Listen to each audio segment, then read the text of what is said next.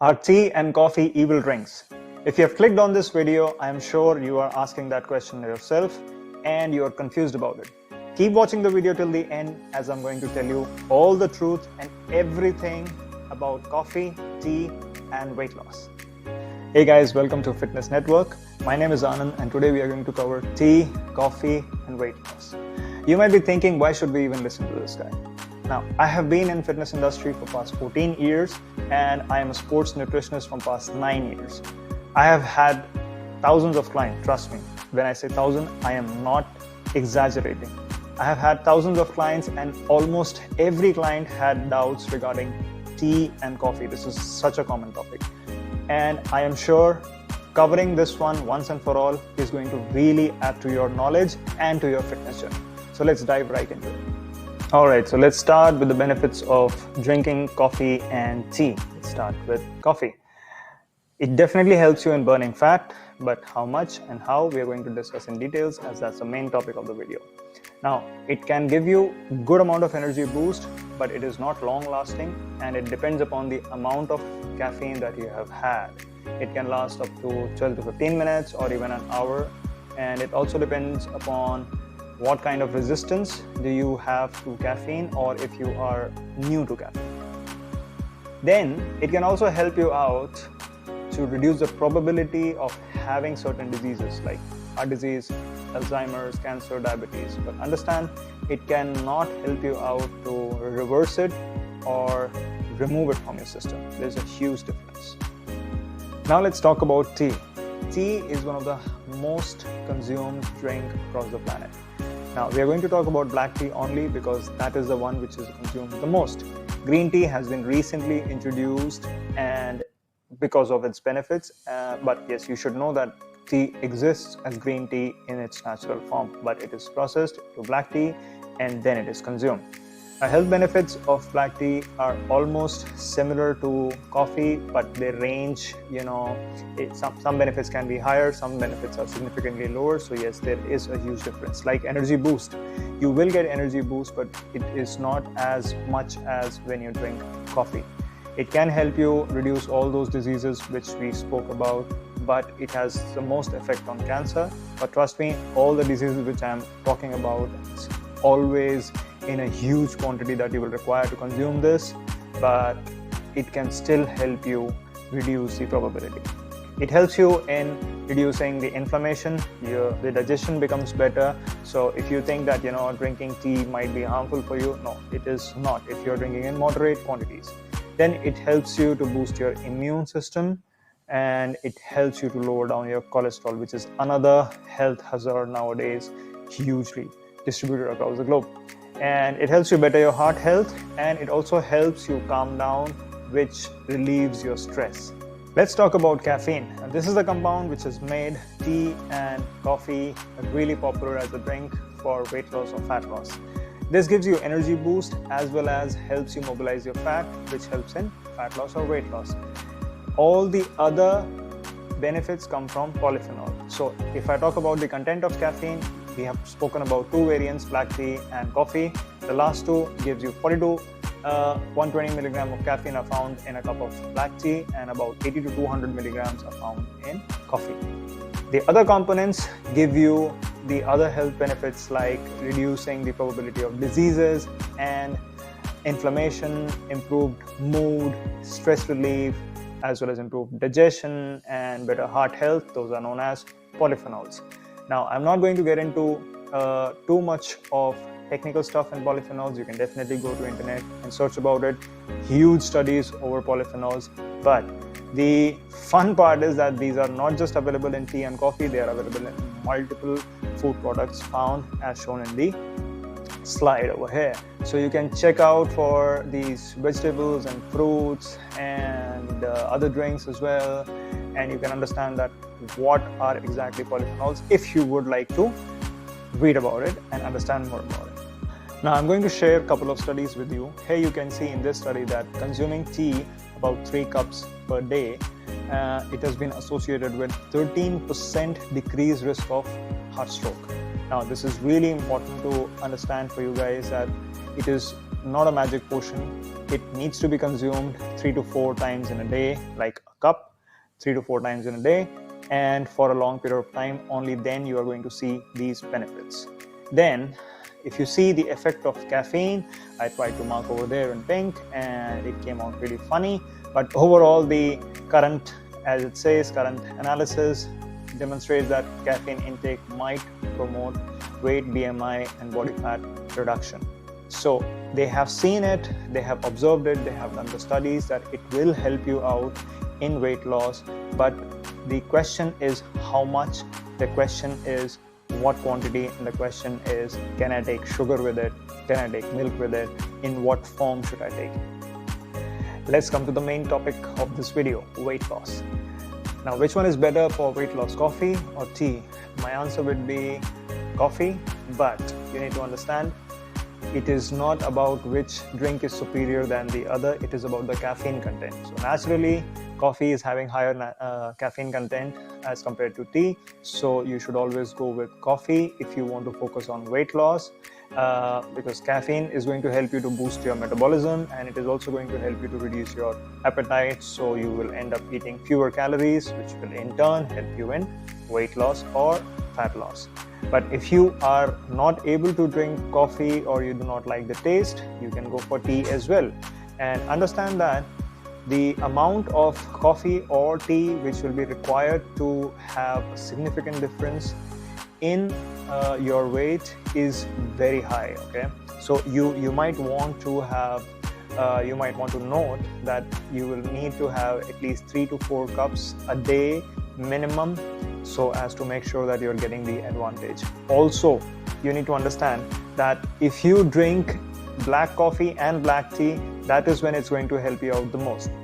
If you mix it with something like milk or with sugar or with honey or something like that, it's definitely going to change its effects, and the calories of milk, honey, sugar or whatever you would want to add in this are going to add as well. So you cannot simply take the component which is used for weight loss, add it with something and then say that it did not really help you out. So you need to understand that if you are going to take the advantage of these two drinks, you have to take them in their raw form as much as possible.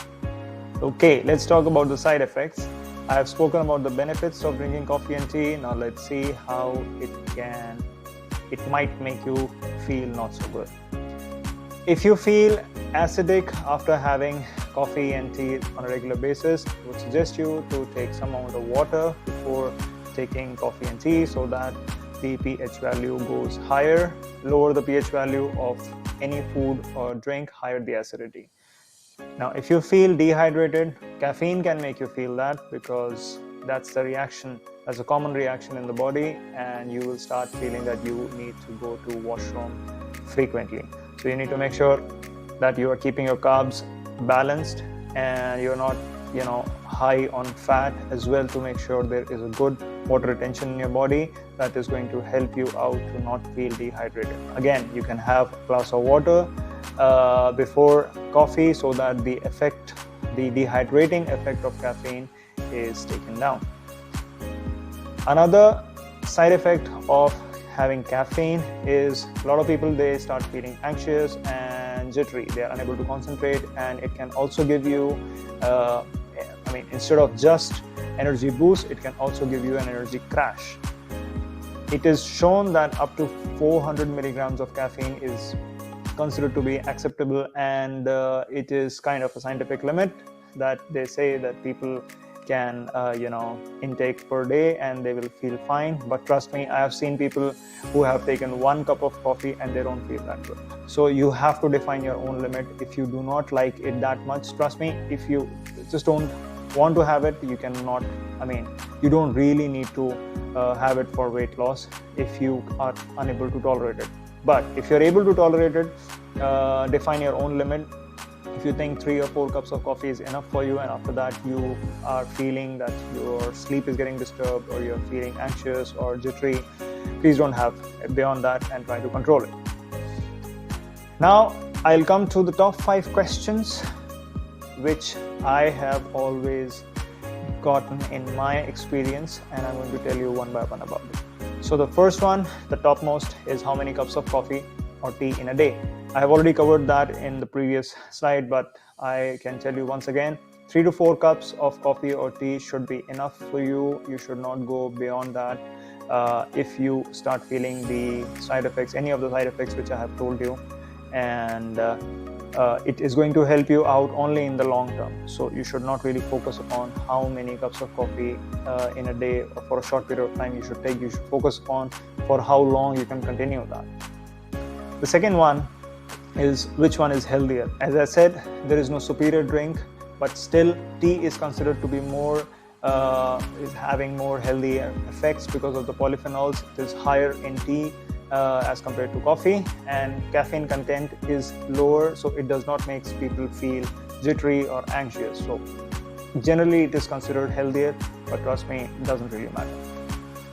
Then the third one is how much sugar per drink, as less as possible. If you want to have the benefits of the drink, do not mix anything inside the drink. But if you cannot drink the tea or coffee in their raw form, then you can definitely add sugar, but you must count the calories of the carbohydrate or sugar in your daily calorie intake so that you can maintain the weight loss or fat loss goal which you want to achieve.